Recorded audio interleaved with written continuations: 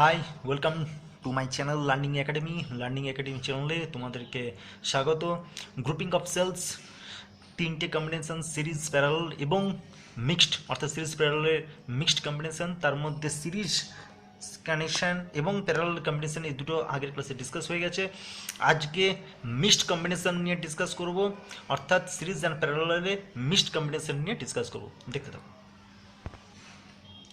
এটা একটা series combination এবং প্যারালাল কম্বিনেশনের মিক্সড একটা ব্যাটারিজ কানেকশনস। এখানে দেখো নাম্বার অফ যে সেলস আমি সিরিজে কানেকশন করে দিয়েছি এবং সেই যে ব্রাঞ্চটা তৈরি হয়েছে এই ব্রাঞ্চটা প্রত্যেকটা প্যারালালেও আমি কি করেছি, কানেকশন করেছি। তাহলে প্রত্যেকটার এখানে যে ইএমএফ সেটা হচ্ছে এবং প্রত্যেকটা ক্ষেত্রে যে ইন্টারনাল রেজিস্ট্যান্স সেটা হচ্ছে স্মল আর। ঠিক আছে, এখানে যে সিরিজ কম্বিনেশনটা রয়েছে সেই সিরিজ কম্বিনেশনটা আমি ধরে নিলাম নাম্বার অফ সেলস প্রত্যেকটা সিরিজ ব্রাঞ্চে আমি ধরে নিলাম নাম্বার অফ সেলস আমার কানেক্টেড রয়েছে series.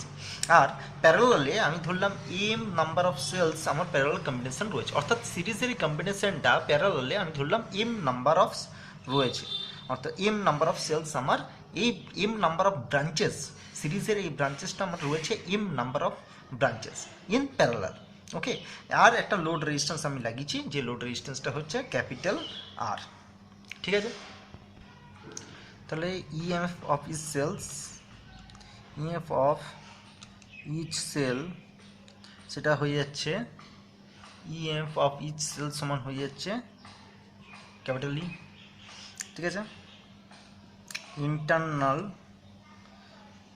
Internal resistance of each cell সেটা হয়ে যাচ্ছে স্মল আর লোড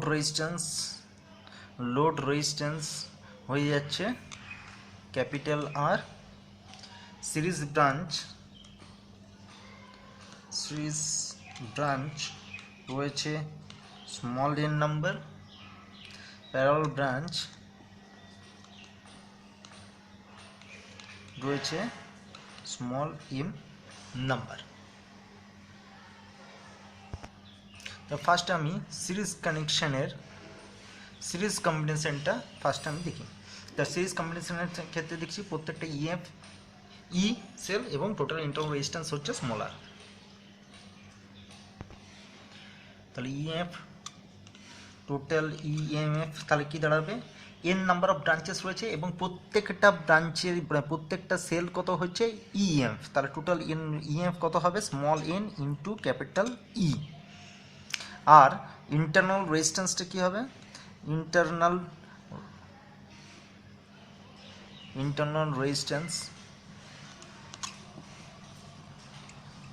রেজিস্ট্যান্সটা কত হয়ে যাবে, small n into small r. এবারে আমরা প্যারালাল কানেকশনটা দেখি। ঠিক আছে, parallel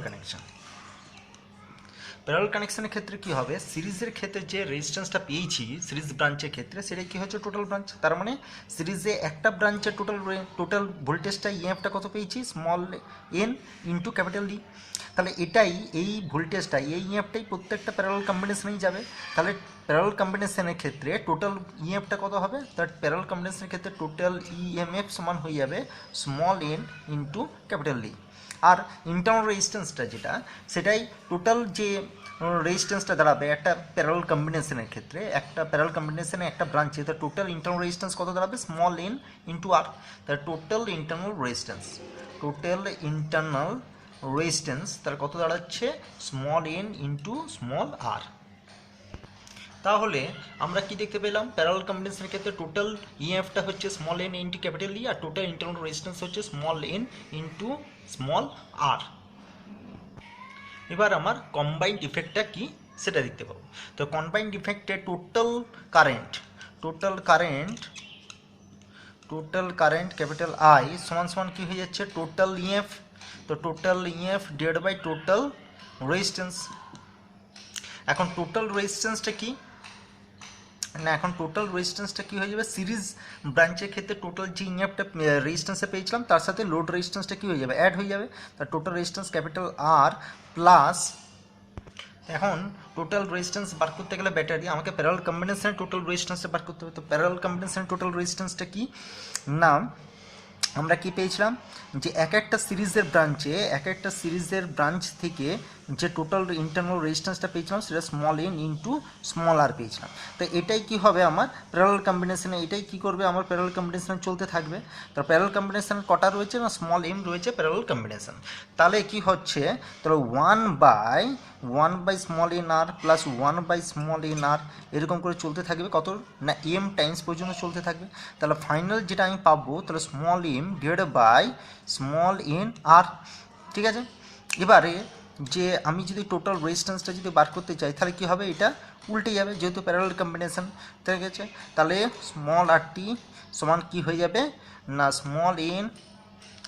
small r divide by small M.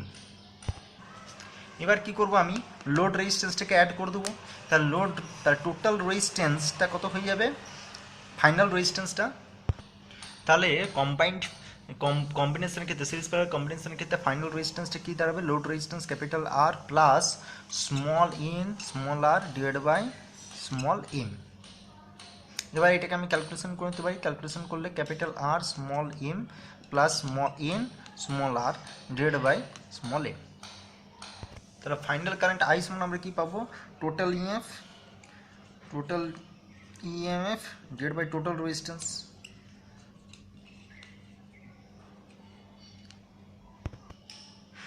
সমান কি যাচ্ছি, টোটাল ইএমএফটা কত small n into capital E পেয়েছিলাম, আর টোটাল যে রেজিস্ট্যান্সটা সেটা কত দাঁড়ালো small N small r plus small r divide by small m. তাহলে এখান থেকে আমি কি পাবো, এমটা উপরে চলে যাবে, small n capital E divide by small n capital R plus small r. তাহলে টোটাল প্যারালাল সিরিজ কম্বিনেশনের যে ফাইনাল যে কারেন্টটা যেটা পাবো সেটা কি দাঁড়ালো, small n capital E divide by small m r plus small n r. তাহলে গ্রুপিং অফ সেলের আজকে আমরা মিক্সড কম্বিনেশনটা আলোচনা করলাম, এর আগের দিন সিরিজ অ্যান্ড প্যারালাল কম্বিনেশনটা আলোচনা করে দিয়েছি, তোমরা এগুলো দেখে নেবে। আর ভিডিওটাতে একটা লাইক শেয়ার করবে এবং সাবস্ক্রাইব করবে।